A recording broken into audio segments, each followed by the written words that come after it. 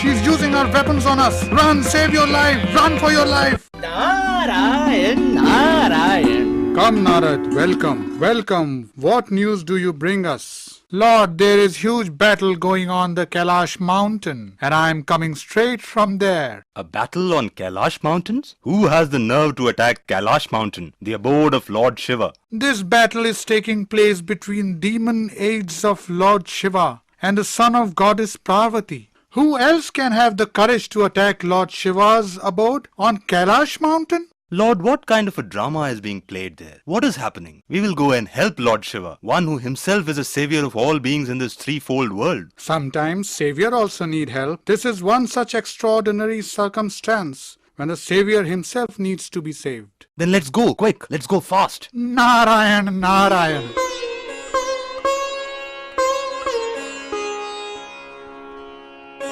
Now what do you say? This little boy has the audacity to tell me to stop from entering my own house? This is a serious situation, but we'll have to stop that boy. Please, interfere if you must, but stop him somehow and resolve this matter. I have a plan. I will go to him with a group of hermits disguised as a hermit. How will that solve anything? He may listen to me out of respect for my age. Yes, Lord. I'm sure he will respect your age and definitely listen to you. Please go ahead. Yes, that is a good idea. Lord Brahma, you go and make him understand.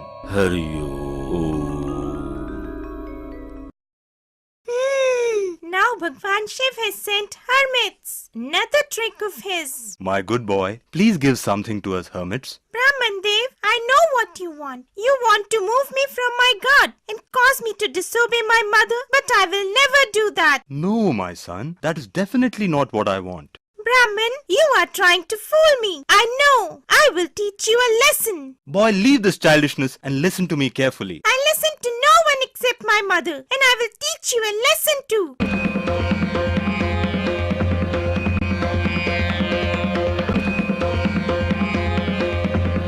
I don't understand how to explain anything to this boy. He is so obstinate. I don't know what to do now. Lord, this obstinate kid doesn't understand love and gentle talk. He will only understand punishment and hard talk. I think that is our only recourse. But I hope that whatever action you take will not be unjust and unfair to anyone. Even if we don't take any action in the fear of being unjust, then this boy may start insisting that I leave my abode. Yes, I think you're right. A child can do anything out of ignorance. Devraj Indra, please go with your aides and other gods and fight that boy and destroy him. Lord Indra and Kartikeya go to fight the boy with their armies of aides, and the soldiers also close in on the brave boy from all sides. The boy takes his stand and hears the great trumpeting of the Airavat elephant and all the other war noises being made by the approaching army. Now they have come. I will teach each of all of them a lesson.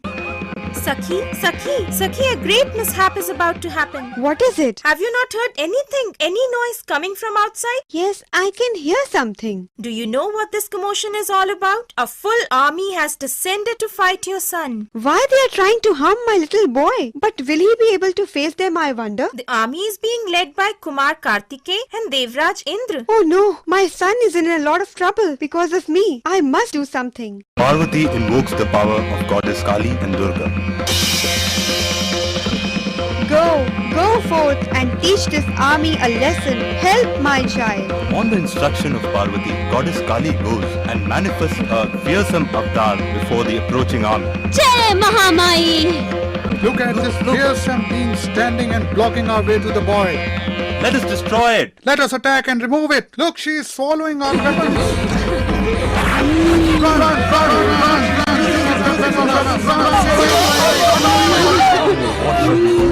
We are all helpless. You, who killed a great demon Tarkasur, cannot even touch that boy? What can we do? Our last resort is Lord Shiv.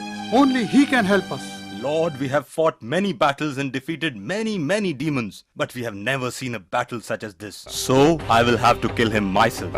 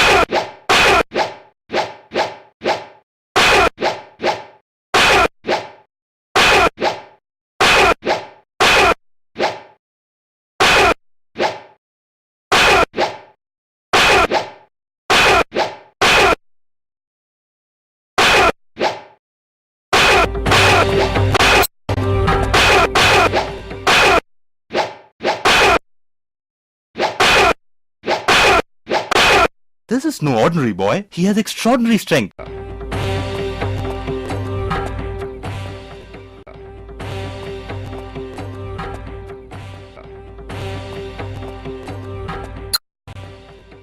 Look, the Lord of Threefold World himself has come to battle this boy. Now what can we do? Devi, if we give our powers and our strength to this little boy, then no power can harm him, no matter how great. Lord Vishnu, using his supernatural powers, is able to avoid the attacks. On seeing Lord Vishnu in trouble, Lord Shiv charges the boy with Vishnu, which the boy strikes out of his hand with his staff. Lord Shiv tries to attack with bow and arrow, and this too is broken by the boy's mace. Lord Shiv, surprised, thinks to himself,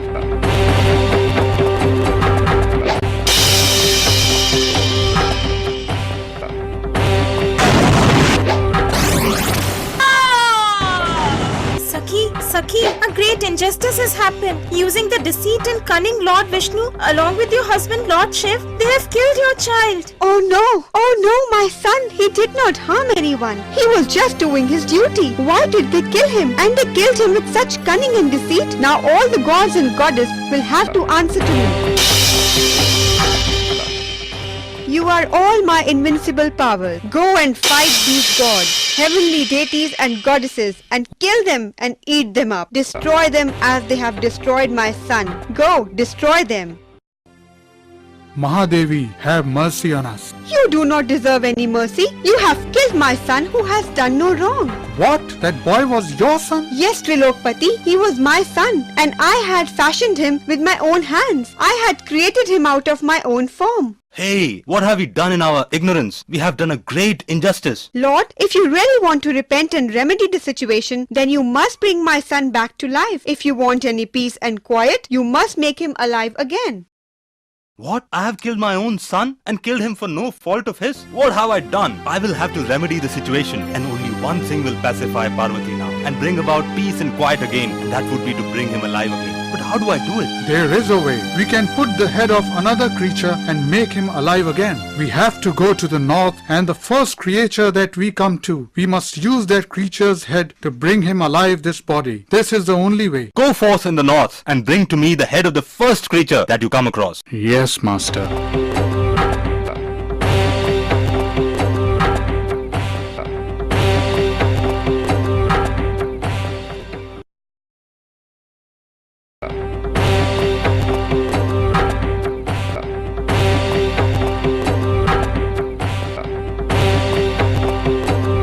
Here, Mahadevi, this is yours. I brought back to life your son. Please take him. Please accept him. My son, come to me. I am very happy today to know that you have brought back to life to my son, whom I had lost. Parvati, please forgive me. It's entirely my fault. It is the nature of the man to have pride, and it was this false pride that made me kill my own son. This boy here is my second son. Son, such a tender age, and you have shown such invincible courage and bravery. You will be the foremost of my followers and all my ganas, and you would be known as Ganpati. You would be the leader of all my devotees. You will be worshipped for ages, for eternity, and before beginning any good undertaking, you will be worshipped. Your powers would be invoked by everyone. You would be prayed to, and so you will be called Ganesh. After this, Shiv and Parvati lived peacefully on Mount Kailash with their son Ganesh. Even today, before beginning any good and pious undertaking, the powers of Lord Ganesh are invoked and his blessings sought.